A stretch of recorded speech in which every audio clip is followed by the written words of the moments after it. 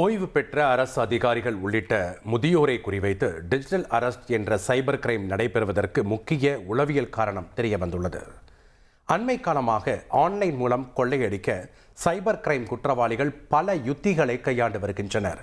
Police அதிகாரிகள் போல் ஓய்வு பெற்ற அரசு ஊழியர்கள் மற்றும் முதியவரை குறிவைத்து பல லட்சம் ரூபாய் பறிக்கின்றனர். தனிமையில் இருக்கும் இவர்கள் செல்போனில் வரும் லிங்குகளை தொட்டு கொள்ளையர்கள் பிடியில் சிக்கிக் கொள்கின்றனர் என காவல்துறை தெரிவித்துள்ளது.